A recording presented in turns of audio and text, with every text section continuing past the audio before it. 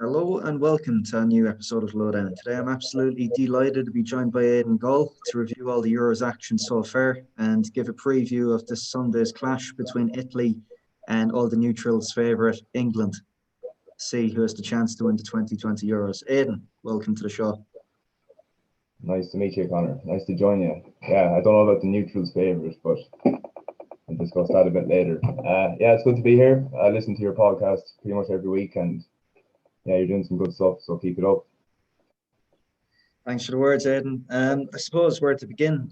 How have you enjoyed the tournament so far? Anything of note you'd like to bring up? Um, it's been excellent. So I'm not sure. I I'm not sure it's the quality of football is what really makes it stand out, or is it because obviously we've been through the last 18 months with no crowds and kind of like a felt like the training ground kind of atmosphere in a lot of games. So obviously the games they've felt like proper games of football when you're watching them.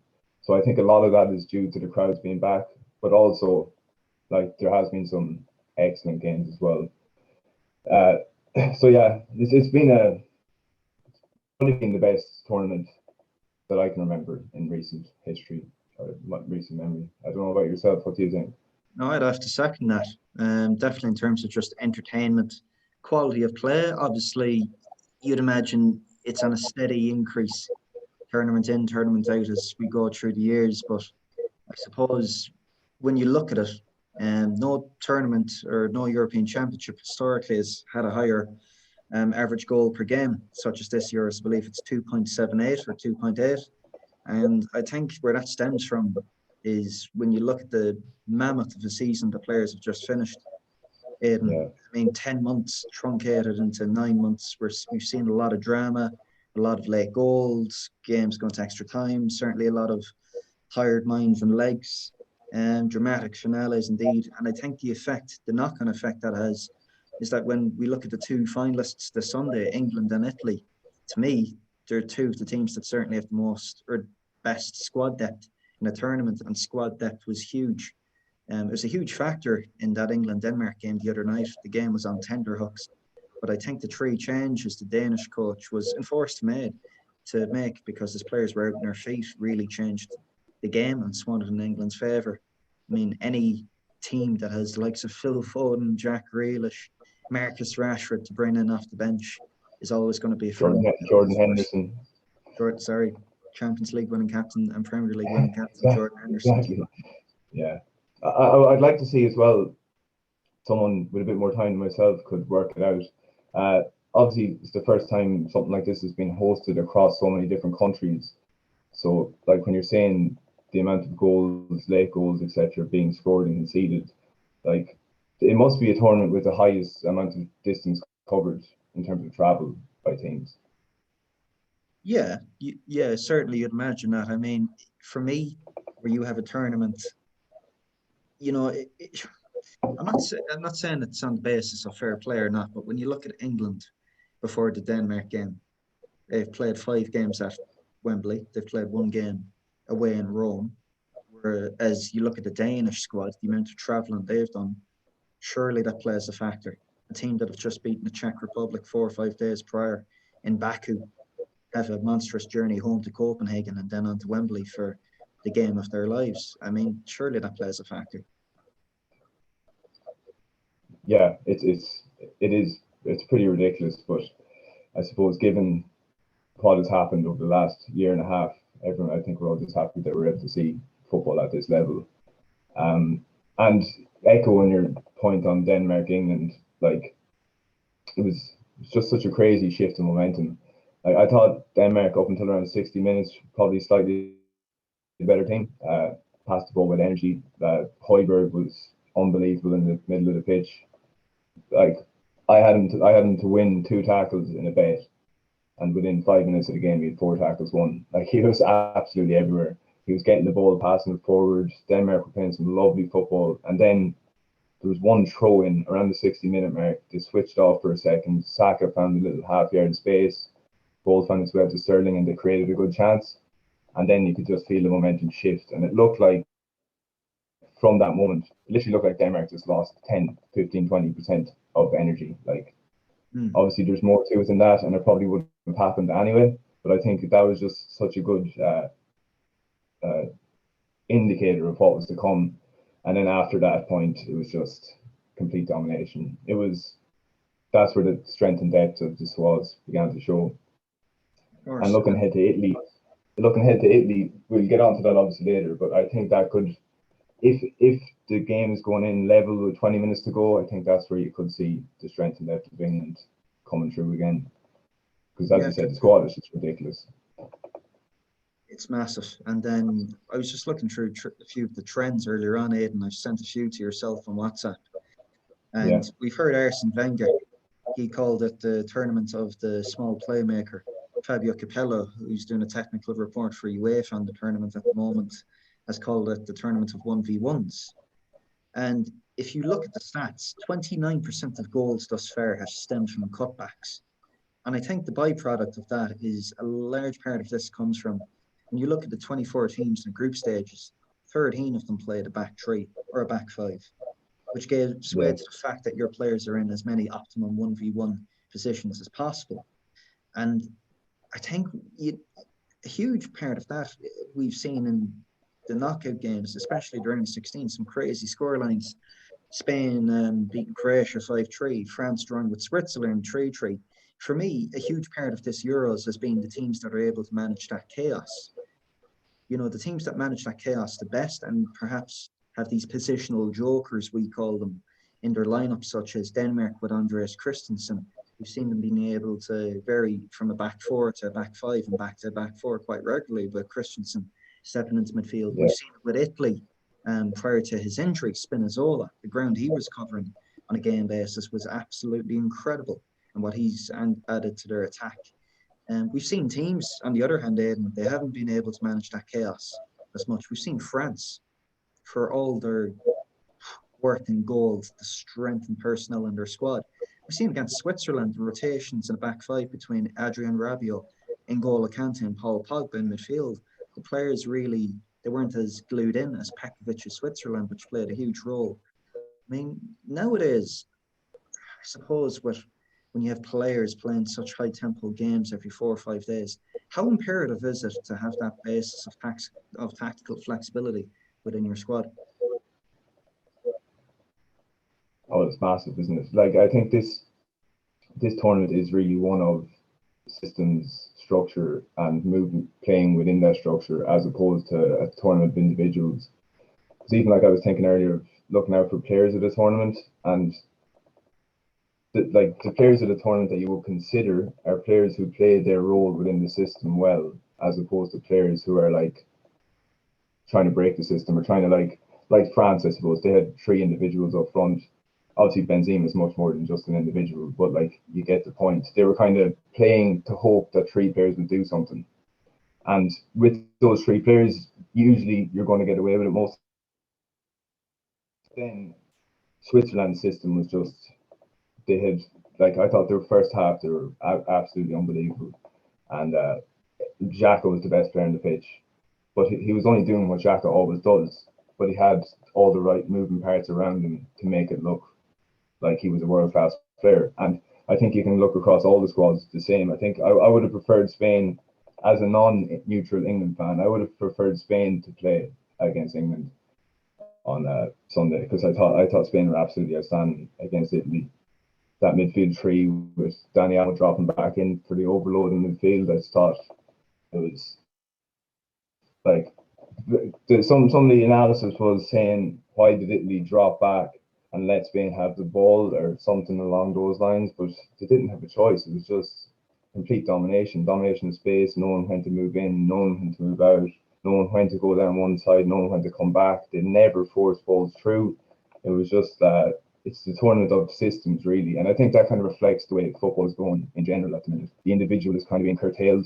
If you want to use Jack Grealish as the kind of poster boy of that kind of thinking, because so that it sort of builds on your point that it is football is moving in towards less individual brilliance and more of individual brilliance within the structure in place. Yeah, it certainly is becoming more and more of a collective game, as strange as that seems to say. We saw it the other night with Southgate's decision to bring off Grealish. I've heard a few people explain it.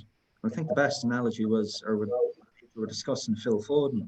You seen when Foden came on the pitch, he was giving a continuity to the play, keeping the ball, moving at an extra pass forward, getting it back, able to go sideways, backwards. Whereas Grealish is a maverick, unbelievable player. What a player! But it's just his nature, isn't it, to get the ball, draw two, three defenders, slow everything down, Yeah, draw it again. Which there's no problem at all whatsoever with that. But I think Foden, in terms of what he gave England the other night against Denmark, especially at the end, the 54 sequence of passes they had for over 2.5 minutes was something to yeah, behold watching an English team do it. But in terms of systems, just touching on Spain the other night, for me, an absolute masterclass. Collectively, my favourite performance of the tournament thus far. And as you said, when you have somebody as disciplined as Busquets anchoring that back four, and then either side you have Koke playing high and wide in a half spaces, Pedri, phenomenal once more, and Danny Olmo. Perhaps that what Danny Olmo did the other night, Aidan, he gave an indication and he gave a clue to England and Harry Kane in particular as to how best to overload that Italian midfield and perhaps draw out the two aging warriors that are Bonucci and Giorgio Chiellini. yeah. Well, Cellini is he's a legend, obviously, and he has been a great player, but he's a huge weakness in the Italian side. If England can get the game opened up in any sort of way, then Saka is going to have joy down that side, especially with Emerson if he's playing left back. It's like we've seen examples of it against in the last match against Spain. Chiellini looked a bit ragged, out of position, slow on the turn, poor in possession. So I always find it interesting when you see two midfields of that quality and one midfield completely outplays the other midfield. It's always very strange to just get your head around. And I think in those cases, a lot of the time, it then goes back to what are the defenders like on the ball and how are they in possession, how are they timing their passes, moving into areas, creating overloads. And I think that's kind of where Spain had the edge over Italy. I haven't looked deep into the stats or anything, but it looked from just my first time viewing that Chiellini gave away the ball a lot. He was very sloppy in possession. And now I don't think that's going to be a huge factor against England because I think you're going to have more than enough to have periods of domination in the game. But if England can keep it tight until the last 20, 25 minutes and then bring on the likes of Grealish, Foden, like Sterling was outstanding in the last game, then I could see them going on, maybe win 1 or 2-0. But if Italy can go into the last 20 minutes with a lead, then everything could become tight and compact, and that's where Chiellini will sort of come into his own. Yeah, And just as I touched on Sterling there, try and think of individuals. Like I've been a big critic of him all season, but in terms of player of the tournament, I think he would probably have to be up there as a kind of a standout individual, as opposed to the likes of Jorginho, Pedri, these system players. But yeah, Sterling would probably be in my top 3 or 4 players of the tournament. yeah, he's certainly been effective. And then, I mean, how ironic is it only a few weeks ago, not us, but certainly the media and the English media at large were bemoaning Harry Kane dropping deep to receive every ball against Scotland. England had no reference point up front. In fact, Kane playing that half number 9, half number 10 position on Sunday may in fact be a large part behind England's success with the runners beyond them in Bukayo Saka and Raheem Sterling. But in Yeah, terms of Chiellini the other night, yeah, I think when you look at the passing accuracy stats, they're not as high for him as they were for Bonucci. But a large part of that was you look at Spain, of course, without the ball. With the ball, they were playing at false number 9, 4-3-3. Without the ball from goal kicks, you notice they played a 4-4-2. And we've seen Spain isolate Giorgio Chiellini on the ball, playing out from the back. And we've seen how Italy have done it throughout this tournament. If you've noticed, Aidan, Bonucci beginning the goal kicks, sliding the ball to Donnarumma to attract the press, move move the needle by a few yeah, inches, so to speak. But I think a huge part of any success England will have on Sunday goes down to the fact, does Southgate stick with that back four or does he revert back to the back three? And Kyle Walker, he's been an absolute huge, he's played a massive part in England's success in the last few games, especially in the knockout rounds against Germany, against Ukraine, the other night against Denmark. He was almost akin to a cheat code. I Yeah, mean, it ahead does, of does seem Sunday, unfair when you're watching him play sometimes. Like some of those cover and runs, it's insane. but think about that. A player, consistent of his physical capabilities, along with somebody like Pep Guardiola downloading his brain into Kyle Walker's. What a player you have there. Yeah, yeah. I do criticize it for Man City, but this tournament I think he's been outstanding. And I don't like Southgate's way of playing, but you have to admit when it's been effective. Uh, Kyle Walker's not asked to do as much going forward as he's with Man City. Luke Shaw, although he's been unbelievable going forward, he doesn't go forward consistently on a consistent basis. When they're in possession, Luke Shaw is not up high and wide as a winger.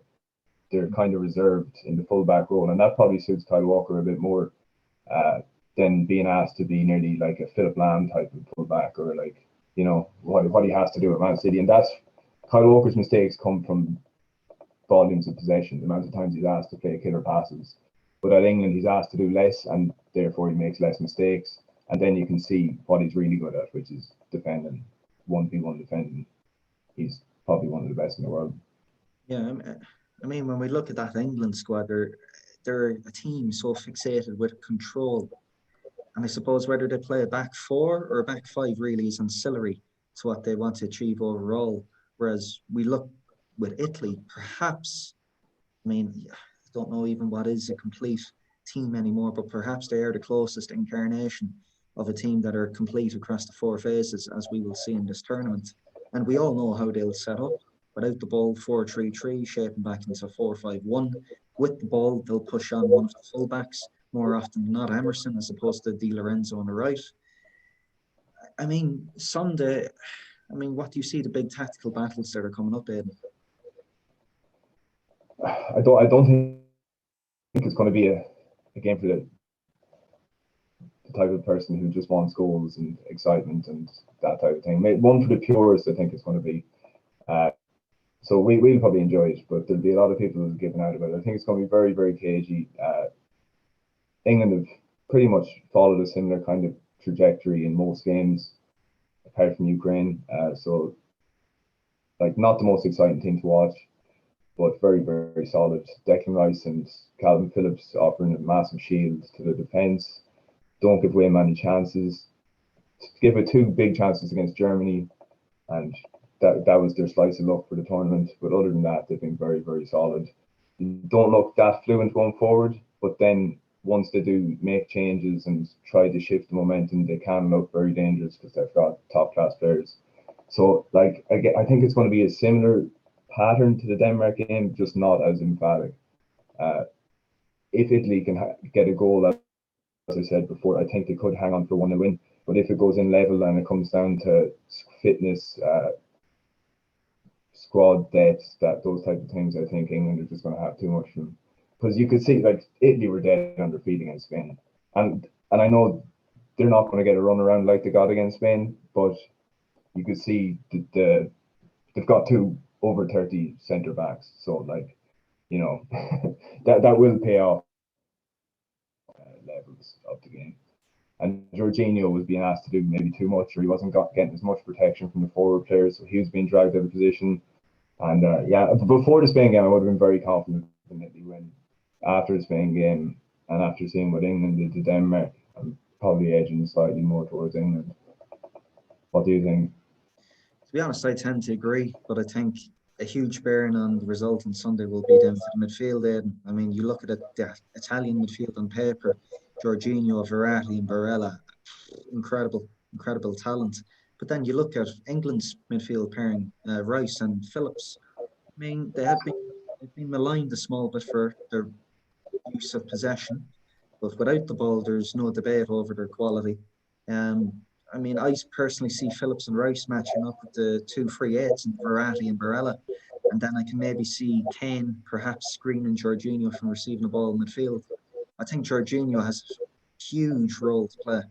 If the Italians can be a bit patient in their build-up And what we've seen in the past few games with Chiesa and Insigne staying high and wide, pinning back that England back four, could have a huge bearing. Because for Italy, it's all about control and that midfield. We've seen the game against Spain. I mean, if you look at Italy's last two games, I suppose, against Belgium and Italy, drastically different from one another. Against Belgium, I thought they controlled the game really well. You look at somebody like Jorginho, he completed 99% of his passes. And Belgium, although were chasing the game, they were more adept to getting Italy on the counter. Whereas we saw Italy the other night against Spain, when they were in that mid block or when they tried to press high, they did get quite the runaround from Spain's young dynamic forwards in that false nine, as we spoke about. But when they sat deep in that low to mid block in the 4-3-3, I thought they held their own, to be fair. And for all of Spain's dominance, did it translate necessarily into shots on target? Did they danger Donnarumma apart from the goal? I mean, Oyarzabal had a few opportunities, but his touch was a bit heavy or was a bit too light in other instances. But for me, a huge bearing on Sunday is the Italian approach. Do we set up as to how we, constrained Belgium, or do we sit back and see what England have to offer? Um, Contrary to what a lot of people think, I think Southgate has another ace up his sleeve. I necessarily wouldn't be surprised if Saka didn't start. I wouldn't be surprised if somebody like Jadon Sancho was to perform because if you can and play because if you can stretch the pitch high and wide against those Italians and pin back Emerson and pin back Di Lorenzo, I mean, you'll give space to Harry Kane and Mason Mount to drag Jorginho out all over the pitch. We spoke before, Chiellini and Bonucci, as good as they are, they're very old. And what you want to do if you're England on Sunday is remove any points of reference for them. Yeah, I agree that he mightn't start Saka, but I think he should because I thought Saka was very good the other night. And I think just particularly down that side, like I've watched as much Bundesliga as I should, but I know Sancho's an unbelievable player. But I think just based off the last 2 or 3 times I've seen Saka in this tournament, he's clearly full of confidence. And if he can get in those little spaces between Emerson and Chiellini, Kane dropping into midfield, then you can see a lot of damage being done that side particularly. And then obviously Sterling can do damage on the other side with the form he's in. Yeah. I just think I know Spain didn't create massive amount of chances, but I didn't think when they were sitting in the low block, I was never too confident that they were going to hold them out. Obviously, if balls are going into the box from wide areas, you're going to back the Italian players to win it. But I still think that there was too many spaces being created in dangerous areas for my liking.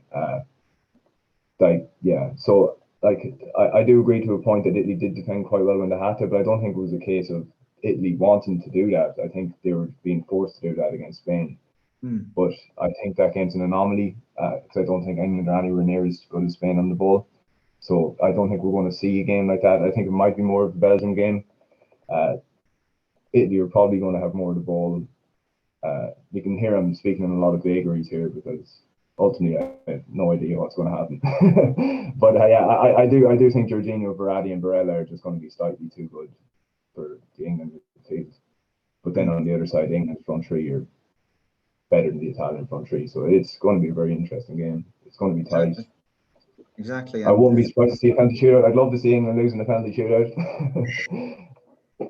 I mean, I suppose we did begin by stating they're the neutrals' favourites, England. So I actually really like the team. That's the thing. Like they're very likable players. They're absolutely top quality, and it's really a testament to the way the structure is in England that they're producing these types of players now on like a consistent basis. So like you got to admire everything they're doing, but I think it's just the media elements and the rotten part of the fan base that really just drive the wedge between what people want and what people's perceptions of it.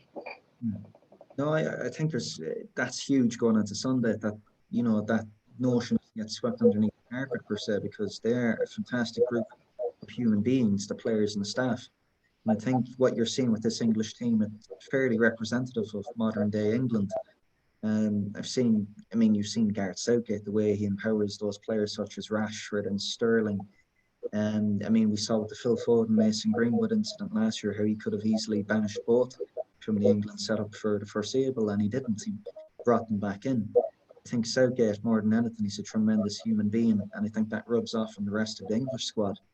We see how they are nowadays in 2021, as compared to we spoke about this in length before, 2004, 2006, 2010, down in South Africa. I mean, how can you not succeed with a bunch of players like Wayne Rooney, Michael Owen, Lampard, Scholes, Beckham, Rio Ferdinand, John Terry? But what we've seen now with this bunch of players is there's a real culture there. There's not too many egos. I'd say, if anything, there's no egos within that setup. And I think it's, you know what, it's refreshing. It really is refreshing to watch this England Yeah, squad. I said the same in 2018, and although they had a lot more deficiencies back then than they do now, they were a joy to watch. But this England squad, for me, I wouldn't begrudge them winning on Sunday. If anything, it would encourage us at home probably to get our act together a bit more. sort their stuff out. Yeah, exactly. Yeah, the only thing I don't like is the pragmatic approach. But like, if they win it, then that it's just not how I would like to do it. But that's why he's managing England and I'm not. But ultimately, like I'd love it to just play with one sitting midfielder.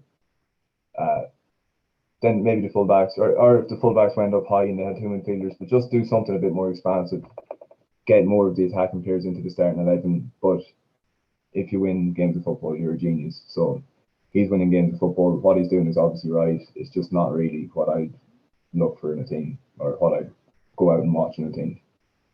It's always an interesting debate, though, isn't it? And that debate of style in football. I mean, what constitutes style? I mean, solely if you're going out to win an international tournament, which you should be at this level, it's a question of being relevant versus being effective.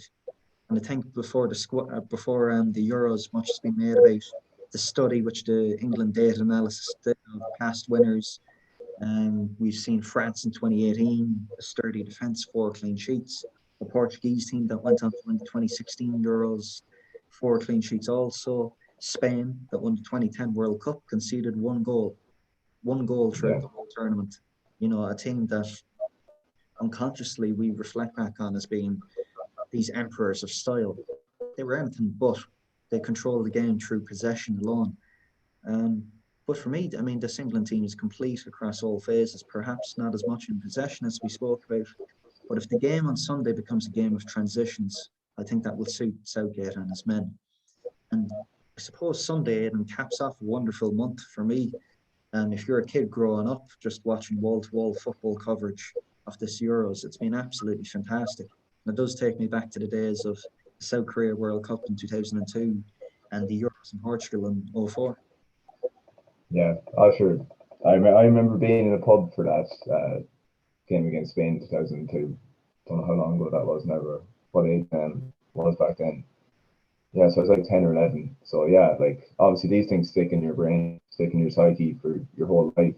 But yeah, based on the Irish team now, I don't think we're going to be seeing it for quite a while, but that can be for another day. But yeah, I am. I'm looking forward to it. If England win it, fair play to them. If England win it, fair play to them. I'm not very tribal by nature, so I just like to see good games of football. Yeah, to be And this honest, is I an think, interesting game of football. yeah, I think especially, after what we've all been through over the past 18 months, and a lot of people have had it very bad, but I think, be it the English or the Italians that win on Sunday, both sets of fans would have deserved it. And for me, the outpouring of emotion in Wembley, the 2 nights earlier on this week in both semi-finals was absolutely fantastic.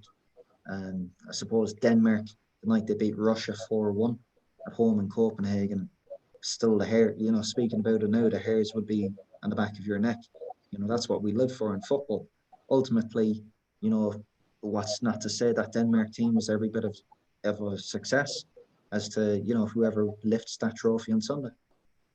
Yeah, yeah. It all sort of culminates on top of each other, doesn't it? And yeah, Denmark were incredible as well. To be fair, the way they play, the players they have with the population, like, and obviously, you sent me that article about the under 21 system and the philosophy behind it. And yeah, it's just great to see the fruits of all this, all when football is done properly from an early age. Like, it's not rocket science at the end of the day. And the fruits that do generally bear when things are done like together, like in like one structure throughout every age group. You can see what happens, and Yeah, I mean, I think even if you look at home, you know, there's no reason why we couldn't implement that at the moment. And I know there's terrific people within the FAI, such as Niall Regan, working within coaching education, and the Dutch guy who's been there for the past few years. Apologies, his name escapes me now, but they've done tremendous work revamping the game structurally. Anyway. Yes, Ruud Dotker. But there's a bit more that can be done because, yes, we are a small population, 4.5 million people. But, you know, the English, um, I heard this phrase the other day when they were speaking about Rice and Grealish and questioning their allegiances, the three lines. You know, there was a bite back against us saying we're more obsessed with poaching than we are with coaching. I think that's still true as of fair today. point. It is, but at the end of the day, we both know at home football isn't the sole sport. Not like in Denmark where you have No, football and ice hockey. At home we have Gaelic football, hurling, rugby. But nonetheless, I think that's not a good enough reason to throw in the towel. And to be honest, well, since the stuff about John Delaney's come out in the media, the mishandling of finances, fair enough, talk about it all you want, but nobody's handled the situation appropriately. I don't see the money being pumped into grassroots. I don't see the roots and branches reviews should be happening. Maybe I'm wrong, but certainly not reaching the eye of the public. no. Well, I've worked as league analyst of the Irish League for 4 years and followed it this year as well. The one thing, no, every Euros, uh, so teams that have outdone sort of what they would have been expected to do, they all have solid leagues, and all their players can be those leagues, and then can be trusted to go into an international setup. Like you look at the Danish league, I've covered that before. It's a pretty decent standard. The Ukrainian league, pretty decent standard. The Croatian league standard. Like all these leagues, trust players to go through those leagues at another level or go into the team. In Ireland, we just don't have that. Like you, for instance, was by a mile the best that's ever played in this league, in my opinion. And done quite well when he played for Ireland, but wasn't trusted. And that's fair enough. It's not a league where you can go from our league to international football. So, like, until we sort out our own league, we're never going to be able to produce players on a consistent basis. I don't think. No. And I think, you know, we look at moments in the past, such as Lille in 2016, Robbie Brady's winner against Italy, 2002, South Korea. You know, those moments are going to become more and more fleeting if we don't get our act together at home. But then to touch upon moments, I mean, referring back to this Euros again, I mean, has there been any true standout moment for you, Aidan? Muller's miss. Muller's miss against England. Yeah, yeah. And sorry, and to go on a positive as well. Um, Benzema's first touch against Switzerland for that goal was Incredible. just it was on Bergkamp's level, kind of. It was that kind of level of skill, I think. Not quite as good as Bergkamp's touch, but it's definitely up there. I think for me, in terms of moments, I've missed the context of this question totally, but for me, I'm going to refer to two different nights.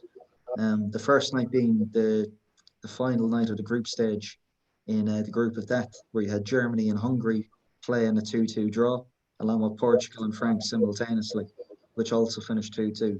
Fantastic night of football, tons of swings and turnabouts, which left pretty few mouth-watering ties in the round of 16. And then you couple that with the Monday we had at the first Monday of the round of 16, Croatia and Oh yeah, Spain, of course. Spain, France, Switzerland, phenomenal. Yeah, that was unbelievable. I think for me as well, you know, Denmark's side, of course, which was tragic what unfortunately transpired in their opening game against Finland. Man of my tournament has been Spain's Luis Enrique, for what he went through over the past few years with the tragic loss of his daughter. I mean, his Spain team, what they embody. I mean, in his mind's eye, this vision of football he has Enrique, which takes the best out of Barcelona's tiki-taka and the verticality of Jurgen Klopp's counter-pressing style at Liverpool, for me, was every time Spain played, you didn't know what was going to happen. And I suppose that culminated with one of, in my eyes, one of the best performances in international football in recent years, despite losing against Italy on penalties the other night. They were a joy to watch. Players that necessarily, apart from Busquets, who haven't won at all, playing for the manager, playing out of their skins. You look at that penalty shootout the other night, it could have went either way. One has to feel so sorry for Alvaro Morata. You know, the 40, 50 minutes he was on the pitch, had the game of his life, scored an incredible goal, ran Chiellini and Bonucci into the ground. But for his tournament to end on that sour note, coupled with the death threats he was receiving at the start, you just feel for him. Yeah, he gets a very bad rep. He's an excellent player, and like people saying after, oh, he shouldn't have went up to take the penalty. I hate those kind of narratives after the fact he misses. Like, he's a professional footballer. He's shooting from 12 yards. He just scored a goal. You know, he was the game changer, really. Because for as good as Spain are, up to a certain point, they're lacking that real world class quality to really impact games of football and win 2-3-0. If they had those, like Ferran Torres is an excellent player, but you know, he's not top level yet, and that's kind of where Spain are at, and that's why, like, ultimately, for as well as they played, they still drew 3 games in a row in 90 minutes. So, like, there is, and I know they scored a lot of goals in the earlier rounds, but I think if they had 1 or 2 extra top quality players, the midfield play would and defense play, it would all sort of work a bit better together. But yeah, no, Morata was excellent, and that day was unbelievable day of football. Incredible. Just one player that I don't know if I mentioned yet, but Frankie de Jong is just absolutely out of this world. Sensational for me. You know, ideally, I mean, we've played midfield a few times together, albeit unsuccessfully. But right. when you see a player receive the ball with their back to goal, you know that's a trigger to press.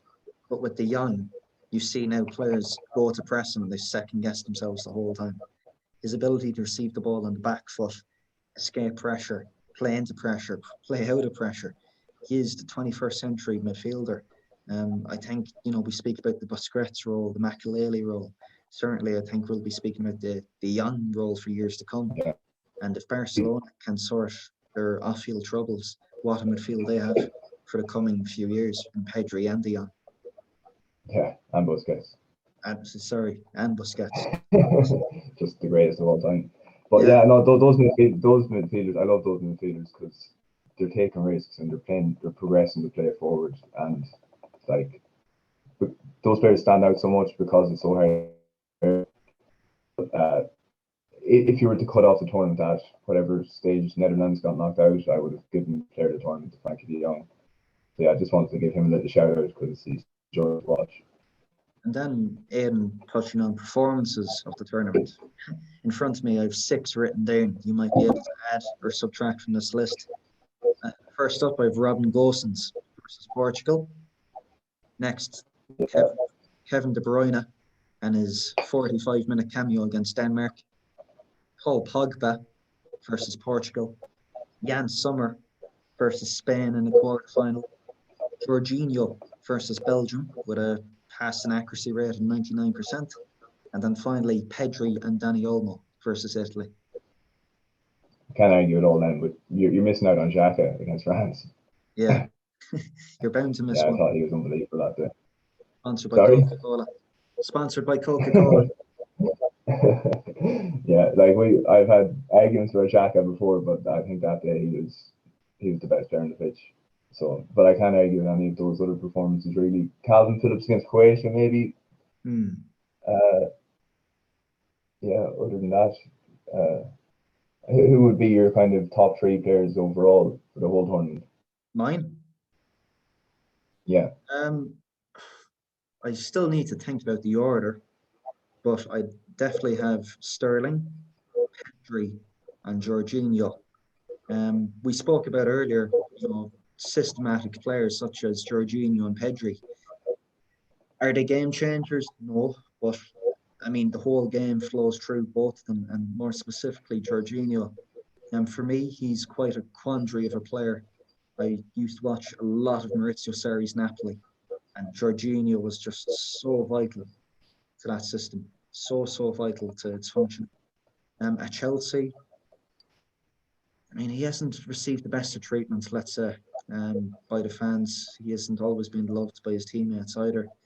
But he had a slow start under Sarri. Fair enough. Lampard comes in. Um, he chops and changes the system. Jorginho ends up playing as a lone pivot in a midfield three. Gets caught out time and time again with transitions. What we've seen since Tuchel comes in, he's reverted to his old self. So confident in the ball. The tactical camps I've sent you of all the knockout rounds, just been watching them the past few days, and Jorginho's ability to read the game, for me at the moment, in that midfield position worldwide is unparalleled, unmatched. I don't see anybody else doing it. Um, Italy, granted, only had 30% of the ball against Spain the other night. Jorginho was everywhere, 9, 10 interceptions. The whole game is played through Jorginho.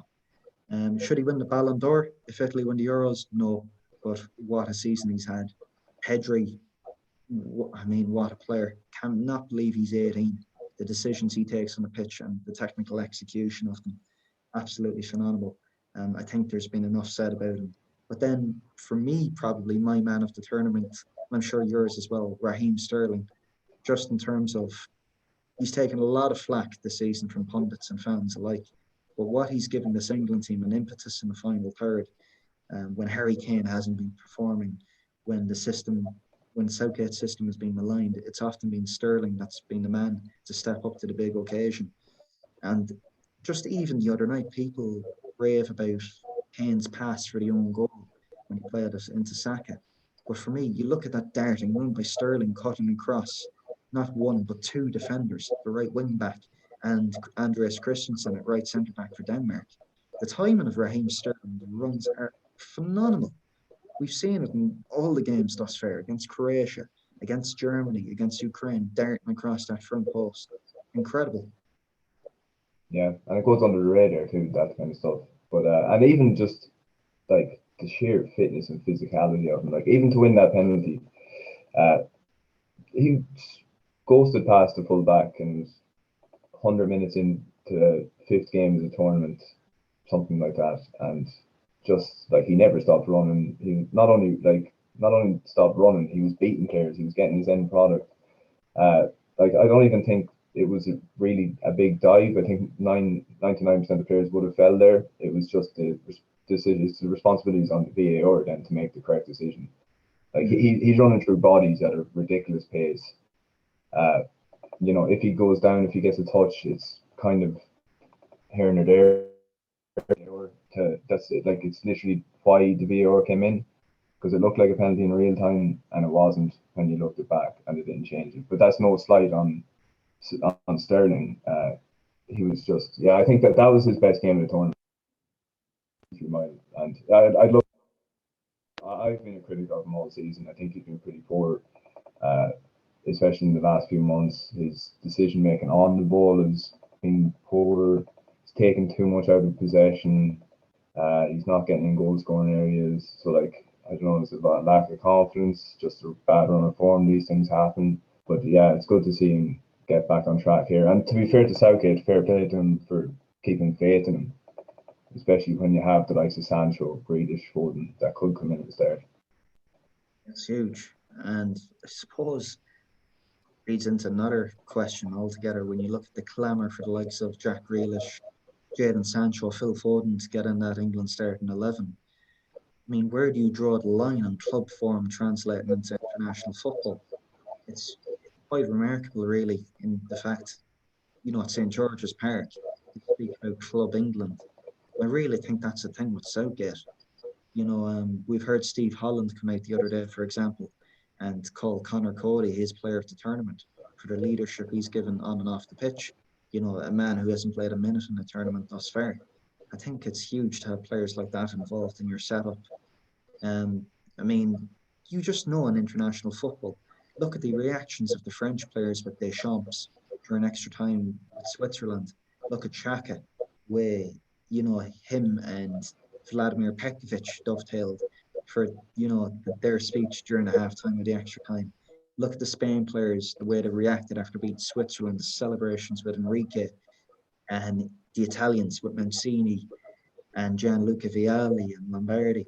Look at them in their huddle after every game in the knockout rounds against Austria, against Belgium, against Spain the other night. There really is that sense of cohesion and unity there. And for me, whoever lifts that trophy on Sunday, it would have been well deserved. Yeah, yeah, and it does, as much as we get out of international football most of the year, it does, when it is on a tournament like this, the players do have that extra motivation or that extra passion to play for their country. That into entertainment really, because we love to see the players' reaction to goals, like, and just raw, unadulterated. Uh, so we love to see that passion, and maybe at club level you don't get it as much. So that's why I think that aspect, as well as fans being back in the stadium, as well as the quality of football, the goals, yeah, it's really just been a perfect tournament. So yeah. Perfect cocktail. And I suppose to close it, before the big final prediction, what would be your team of the tournament? So Big one. Donnarumma and goals. Yeah. Um, You're playing a 4-3-3? oh, of course, yeah, 4-3-3. Kyle Walker right back. You can. Are you going to give your one after? I'll give my one after. Yeah. So centre backs, then you put me on the spot here. Centre backs. I'll go Benucci and Cellini, even though I don't really believe it, but just because the seasons they've had. I know Cellini hasn't had a great season. He's 36. No, actually, I'll take that back. I'll take out Cellini. Benucci and Simon Kerr. We give Kerr the one for his heroics in the group stages and for that Ericsson incident. And left back, I'm not sure. Luke Shaw, I suppose it has to be, doesn't it? Yeah, it's been incredible. He's been unbelievable. Yeah, and I've been a big critic of him too. Been proven wrong a lot for players this tournament. Jorginho in the sitting role, Pedri and De Jong in front of him. Sterling left wing.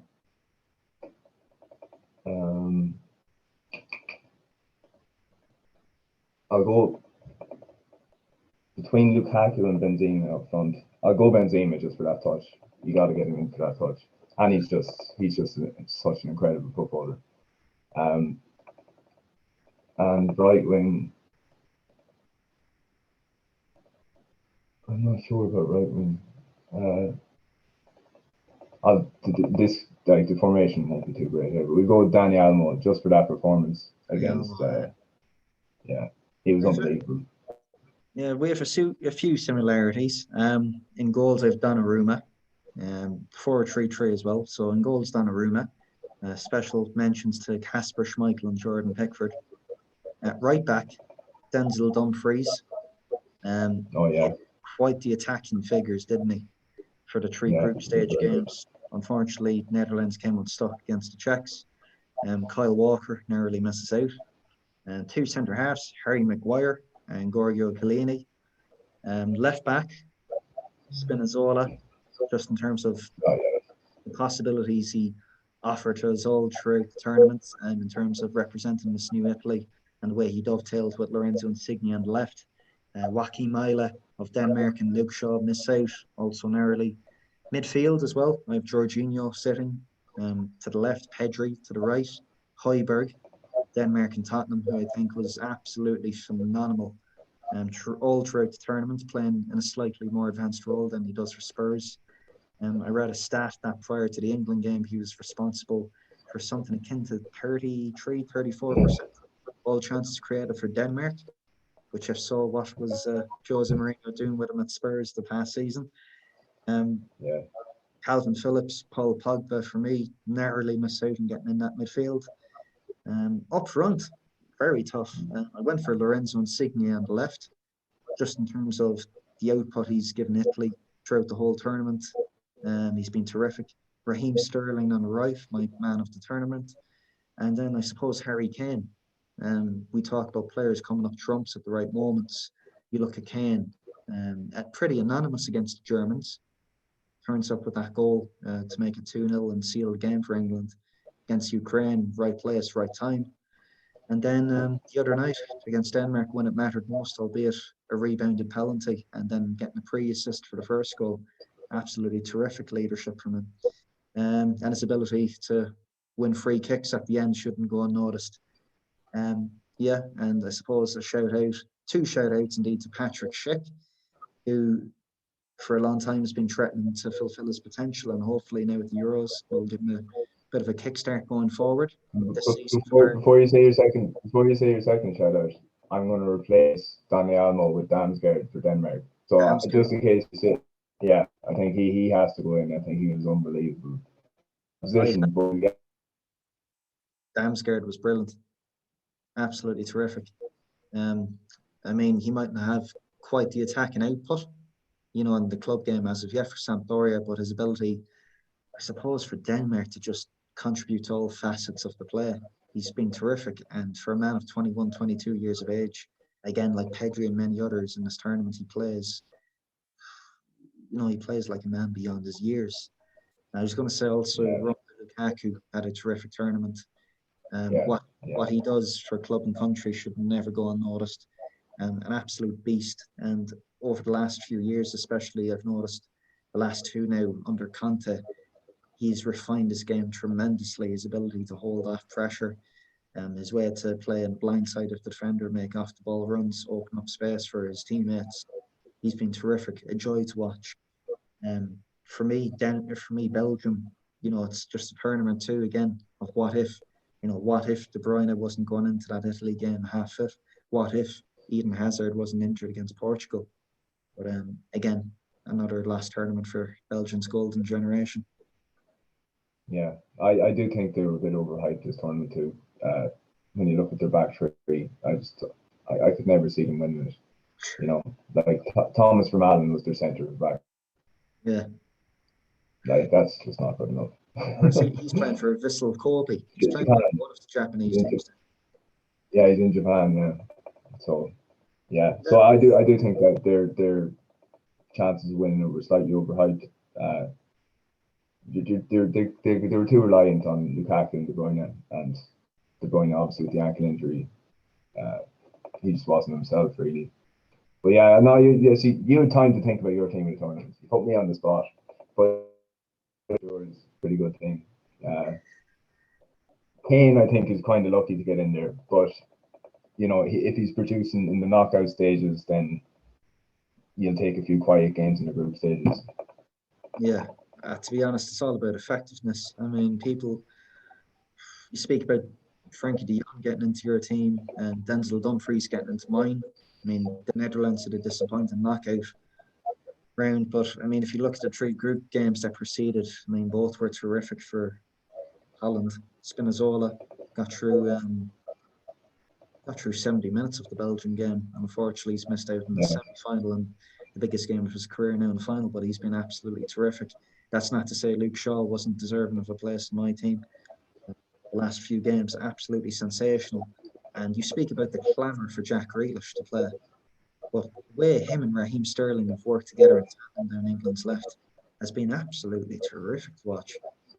And then his timings of his runs are unbelievable. But see, that doesn't get spoken enough about, Aidan. It's just about the finer details in football. It's not necessarily speed we're seeing nowadays. It's all about arriving in the right place at the right time. I saw Italy. I've studied closely their last few games. And for me, just again, looking at Giorgio Chiellini, 36 years of age, but the way he went toe-to-toe versus Lukaku, he was one step ahead of him the whole time throughout that quarter-final clash against Belgium. And the other night against Spain, he was dragged a bit all over the place, playing against that false nine, Dani Olmo. But for me, it's just that ability to read the game. It's smaller details in football Busquets' body position when he's receiving the ball is another one. You know, when he's closed, it's an invitation to press him. But lo and behold, he's playing out the other way. And you see an 18-year-old in Pedri and a veteran in Koke, the Atletico Madrid winning captain. They're both able to, to read Busquets' intentions like that. It's a joy to watch. And for me, that's what makes Yeah, international football some of the best, sport and activity we'll ever watch. yeah, I agree with all that. To close, Aidan, I suppose game 51, England versus Italy. The neutrals' favourites being England. Strong Italian team going in there under Mancini. What are they now? 33 games unbeaten at international level. Absolutely phenomenal achievement. I mean, I'm going to push you now. What's your prediction? 1-1 extra time pens, Italy on penalties. I have Italy after extra time. I said Right. Italy before the tournament. I'm going to stick to it. But Yeah, I said Germany. They let me down every step of the way. Well, I'm not too happy with the triumph fight prediction I had at the start. Italy to win, Lukaku golden boot, and Nico Barella for the golden ball. I'm not quite sure he'll win it. But No, but he's an incredible player. yeah, loudmouth in midfield, 5'6". He's like Roy Keane incarnated. Just with a better understanding of the game. Yeah, and similar accent too, I suppose. Yeah. We better call it a day because I got to run. We'll probably end up talking for another hour about something else if we keep going. Cool. Aidan, pleasure to have you on. Sorry? Best good talking to you. Best of luck. Likewise. Take care. Thanks for coming on. No worries.